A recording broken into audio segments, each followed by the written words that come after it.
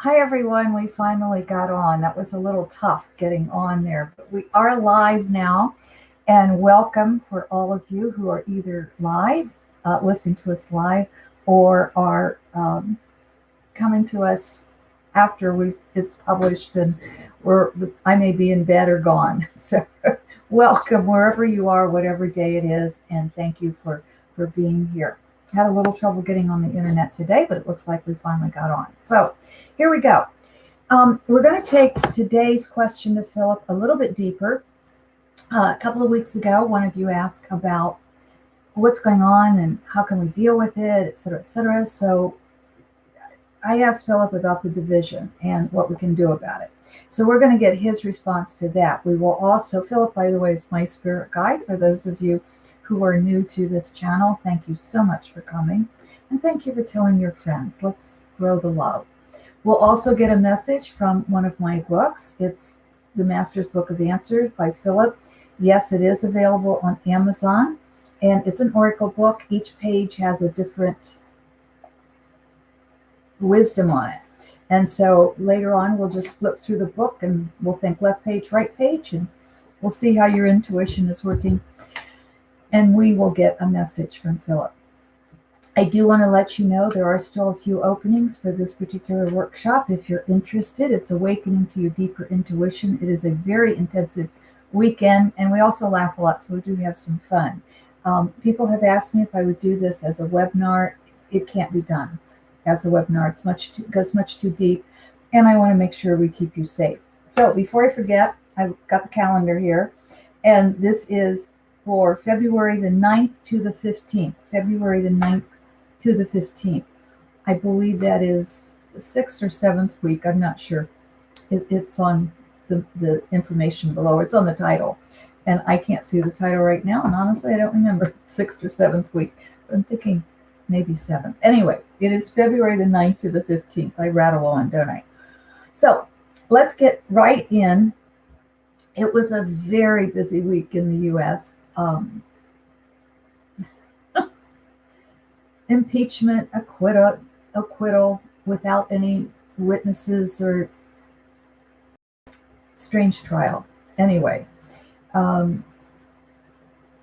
what we're seeing in the U.S., and the U.S. does affect the world because the U.S. is so big and so powerful, and it's losing its standing in the world, certainly, but it's still pretty powerful. And so what happens in the U.S. is going to affect everyone around the world, especially when it comes to things like climate change and war and all of that. So I'm seeing in the US, it's black or white. There seems to be no gray areas.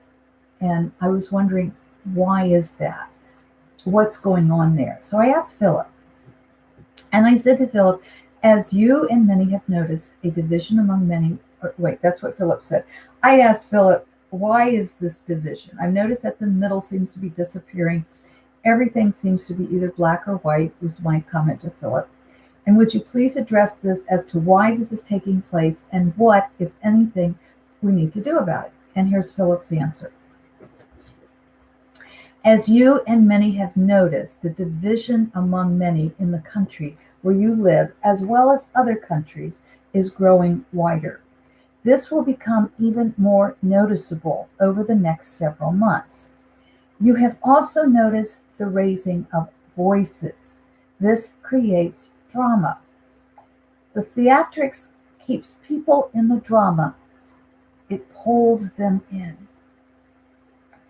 This is the condition for many in the human existence. The drama itself makes one feel alive. As a human elevates to a greater understanding of human existence, the need for drama lessens. Currently, however, there is a great need for the drama. Keeping that in mind, let us also look at the ancient prophecies, two in particular. The first is that this is the time when all secrets will be revealed. The second is this is the time when the next world is being created, which means the parallel universe or world is being created side by side with this world. One of the things that Um,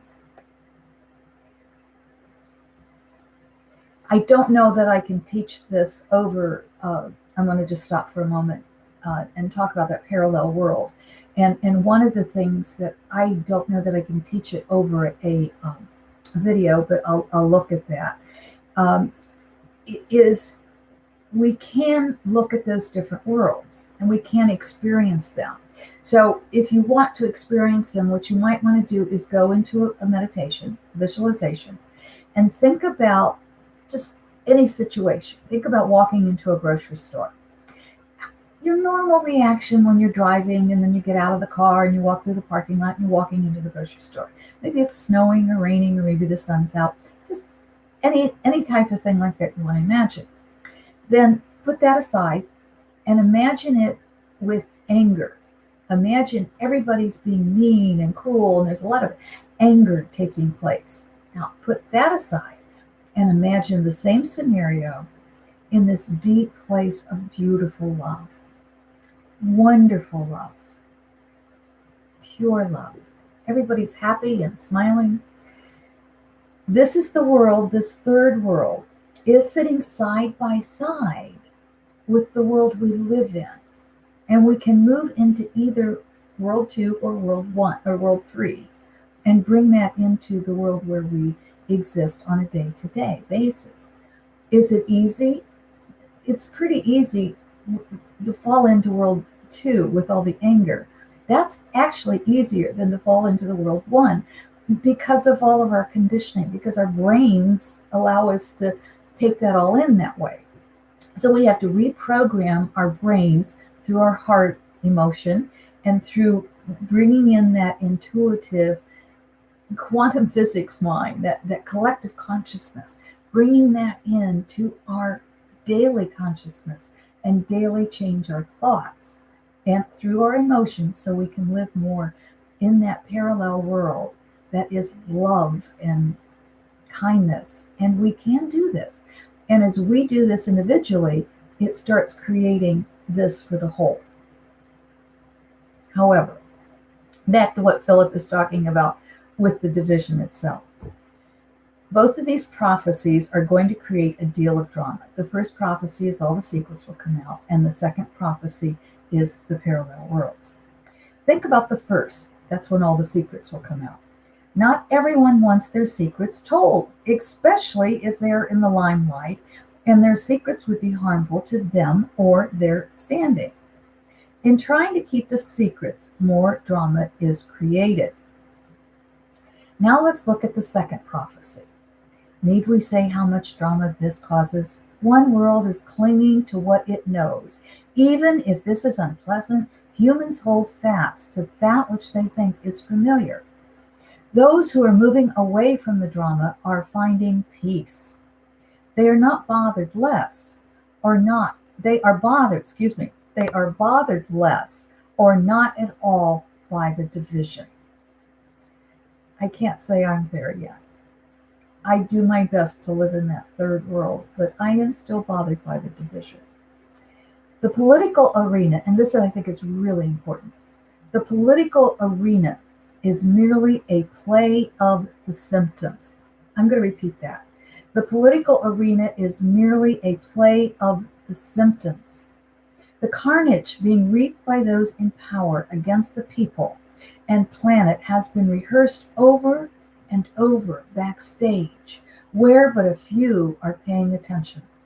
Now that the drama is center stage, people are paying attention. However, many are still out in the lobby. You've seen me do this before. When we have a wound and we come into this life with a wound and then we get to heal it, and as we heal our specific wounds, we're healing it for all of these people that lived before and all of these ancestors that are yet to come. So we get to heal the wounds. But what we tend to do is we heal them like this. We just let them scab over. And so what is happening now is that ripping open so we can heal the wounds like this. And the political situation is just a symptom of this. So it's been ripped open, and it has to heal like this, which means it's going to push the pus out. The question that each person must ask themselves is, what is the play I am creating and acting out? Am I creating a drama of pain and suffering, a comedy of enjoyment? Am I clinging to the old drama of fear, or am I creating a play of kindness, compassion, love? Yes, we are feeling the world split. As a new world is created, it is the same world, the same planet sitting side by side. The only difference is the vibrational frequency. World 1, World 2, World 3, the only difference is the vibrational frequency. Those who experience this split will stay in the world of lower vibration. This is where the voices are loud and the energy harsh. This is not the drama wished for by many, and yet they continue to stay caught because they are unwilling to give up their anger and fear. The drama itself is what makes them feel alive. My friends, I am seeing this on both sides of the aisle. I am seeing anger on the right, I'm seeing anger on the left. It's got to stop, and it starts with us. Stop the anger. Does not mean we stop speaking out. Of course we speak out against injustice, but we have to do it in a way that isn't so angry. For those who experience this drama and are choosing another play, they are creating a different story, and this is what we must do. They are aware of all that is taking place, but their experience is different, for their perspective is seen through love's eyes. Thank you, Phillip. You know, I will tell you, you heard me talk earlier about there's been a critter that keeps getting under my house. And I'm assuming it's a raccoon because I hear the chitter, chitter, chitter, chitter, chitter. That sounds like a raccoon to me. Could be a groundhog, but the tracks look like a raccoon's tracks. I get him out, I plug up that hole, and it's been a couple of weeks. The hole was plugged beautifully for a couple of weeks, and then he came back the other night.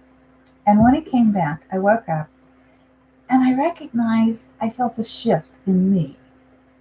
And one of the things I did, because it was about 3 in the morning, and that's the angel time, that's the spirit guide time, that's the time 3 to 5, right in that time, but right around 4:30, 3 is a little early, but right in that period of time is really when we can communicate the easiest with our spirit guides or angels or loved ones in spirit world, because that's when the veils between these worlds, that's when the veils are the thinnest. So I woke up and I was a little annoyed, but I wasn't really angry. And I told you a couple of weeks ago that I did get angry at the critter, and that helped me look deeper, thanks to one of you who gave me that suggestion, look a little deeper. What's this raccoon telling you? But this felt different.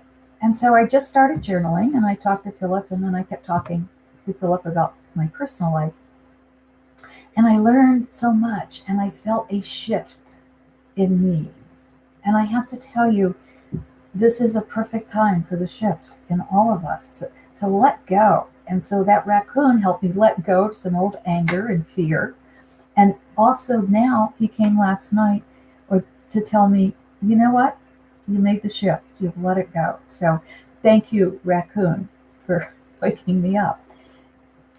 It's a different perspective, and everything can have a different perspective on it if we allow it to. I just want to put a real quick plug in for this book. This book, or any book, or any means that will help you find joy in your life, go ahead and use any method that is helpful to you. And when I say any method, of course, I'm talking about methods that come to us through love. So this is also one of my books. It's called Joy, The Art of Living a Happy Life. And it's 52 practices to help you find that joy. That will help you change your brain pattern. Because what we're trying to do, what Philip is telling us to do, is this second world, this world of anger, is where so many of us live. And what happens to the brain, I mean, think of the brain as being a container. And every time we think of anger, it builds the synapses within the brains. It builds those neurons. And so then when there's the trigger, the car cuts you off or the driver cuts you off, boom, like that, you're angry. What we need to do is to build those new synapses in the brain, so we go into that third world and live there more. And we have to do that. That's work. And I find two words help me a lot through my life. One is belief, believe you can do it. And the second one is gratitude, gratitude for all that comes when you do it. You know, it's the little things that really mount up. I am going to give you the message from Philip, but I just want to give you an example of a little thing. We had an ice storm here where I live, and I live down a 900-foot lane. So Daisy and I started walking down to get the mail, and I turned around because I thought I didn't want Daisy walking on that ice. It was too dangerous for her. I could walk on the grass, and that would be safe, and I had my hiking pole with me, so I was fine. But I got down to the end of the lane, and I thought, down that way is a 78-year-old neighbor who tells me I'm not that far behind her, but I'm a little more agile. And I thought, I don't want her going out in this ice to get her mail. So I got to hike down there and get her mail and put it in between her doors. So all she had to do was open the door and there was her mail. And then I went to the other neighbor going the other direction because I had seen him the day before and he had hurt his back. And I know his wife she has an illness and isn't doing great. So I walked up there and picked up their mail and put it between the door. It felt really, really good. I didn't have to tell them I did that. I did it again today, and I got caught today by both of them. But I didn't do it for them. I did it for me because it felt so good. And I think about years ago, I lived across the street. I lived in the city at the time. And I lived across the street from a beautiful elderly man who was a physician. And after I would shovel my sidewalk, I would go out and shovel his. And never paid any attention. Does he know I did this? I didn't care. That wasn't why I was shoveling it. I didn't want him out there shoveling it. And I was enjoying myself. And my husband traveled a lot. And so I didn't see him shoveling the snow, and I wasn't going to wait. And it was fun. It was like walking down to my neighbors here in the country. It was fun. So anyway, when the shoveling season was not so bad and you could get out and about, my neighbor came to my door with a big box of candy to say thank you. And I looked at him and, for what? And he said, shoveling the snow. Oh, who did that? I got caught there too. That's not why I did it. But I'll tell you, one of the greatest moments of my life was at his funeral. And I walked up to his daughter to introduce myself, and she said, "Oh, you're Diana. Thank you. Thank you for shoveling my dad's snow." Well, you can see how it still affects me, and that was 25 years ago. So, my friend, when we do good deeds, we never know who's watching us. It doesn't matter, because that's how we spread the love. So think about today. What good deed can you do to spread the love to a neighbor or a friend or even a family member? These are happy tears, by the way. These are tears of good memories. All right, let's just flip through, shall we? And I'm getting right there. Okay, think left page or right page. I'm actually getting left page. And if you got left page, your intuition's right in there with mine. If you got right page, that just means it's a private message for you, and I always read both sides. So here we go. Left page, first, begin. First, begin.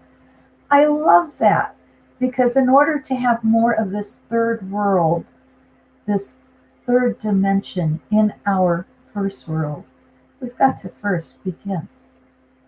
On the right side, it says, sometimes it's real hard to remember it's all an illusion. Sometimes it's real hard to remember it's all an illusion. Well, illusion feels pretty real to me most of the time. If I pinch my finger, it hurts. And I'm sure that's true of you. But if we remember that we're creating the world, we're creating it through our thoughts and our heart, our emotions. We're creating the whole world for everyone through what we experience. So, what we want to do is experience love as much as we can. That's not to say we don't have healthy boundaries. It's not to say we don't speak up and speak out. You hear me say it all the time. Speak up, speak out, but let go of the anger. If it propels you, use it for that and then let it go. Because when you're in that anger, you're only adding to that world of denseness that we don't want. Let's move as much as we can into that new dimension of love. Thank you, my friends. From Daisy, who's over here sound asleep. She slept through this whole thing today. She's worn out from playing in the snow, I think. We had a snow come in last night. So thank you for being with us. We are so grateful for each and every one of you. And thank you for the love you send to us. And thank you for the love you receive from us. Until we meet again. Bye for now. And there we go.